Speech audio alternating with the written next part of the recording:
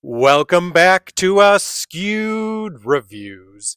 And throughout this week, some of the reviews I'm doing are for a particular theme. And that theme is How is this a movie? Now, the one I've chosen for today is the 1986 film Soul Man. Here is your trivia question for today. Whitney invites Mark over for dinner. Each of her family members see Mark in a different way. How does her brother see him? The answer will be at the end of this episode. So let's say you and your best friend have been planning for a few years to go off to Harvard Law School, and you manage to get your grades up to it to where you are accepted. Now, unfortunately, your father tells you that he's spent all of your college money on a timeshare, and it's now up to you to pay your way through.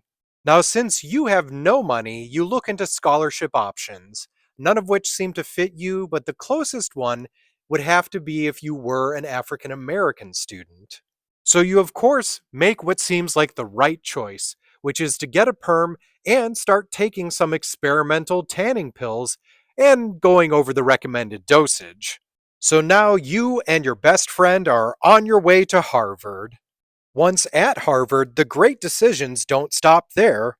First of all, you decide to change your major, not because you have an interest in this new subject, but because you saw that there was a black teacher and thought he would take it easy on you. Then you start dating one girl who is clearly only interested in your race. You also, of course, find some time for some extracurricular activities. Then you fall in love with another girl while not technically breaking it off with the previous one. And lastly, you plan out how to fit in for the next 4 years. Oh, wait, you're telling me you wouldn't have done any of that? Well, our main character Mark does in the film Soul Man. The director for this movie was Steve Miner. The main character of Mark is played by C. Thomas Howell, but he wasn't the only person up for this role. In fact, they actually gave it to Tim Robbins, but due to the fact that scheduling for Howard the Duck went over, he was not able to do the role. Other actors that were also potentially up for the role of Mark were Anthony Michael Hall, Anthony Edwards, Val Kilmer, John Cusack, and Ralph Macchio. You may not have known this, but C. Thomas Howell had to wear color contacts as his natural eye color combined with the skin makeup looked very off, apparently, to the director.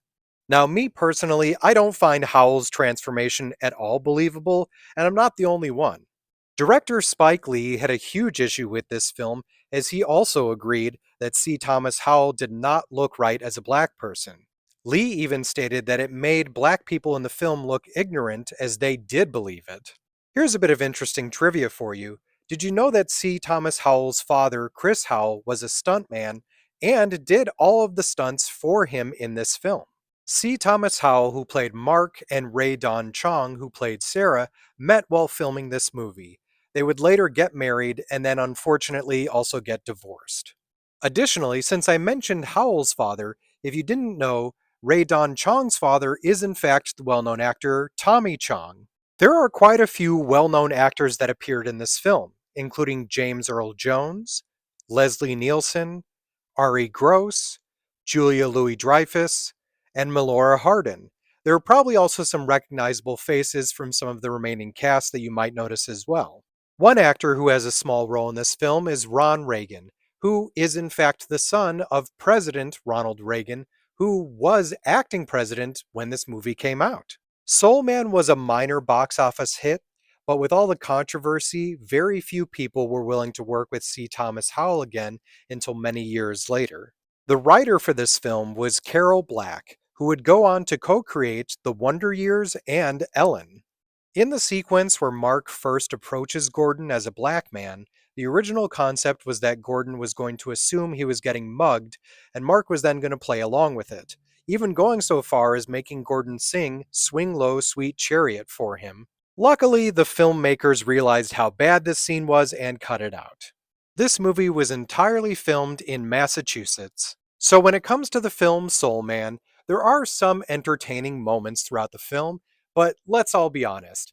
This is such a horrible concept for a movie. Also, just one of the things that drives me crazy about this movie, and sorry for any spoilers here, I can't believe at the end of all of this, he just gets away with it. Like, no punishment, nothing really bad happens.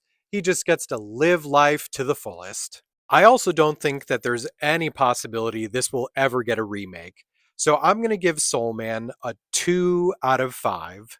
Now, if you did like this, other films I recommend checking out are White Chicks, Just One of the Guys, Tootsie, and I Now Pronounce You Chuck and Larry. Now it's time to answer the trivia question from the beginning of this episode.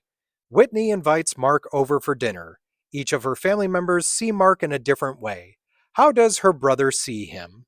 So at the dinner, each of Whitney's family members apparently has quite the imagination and sees Mark in a different way.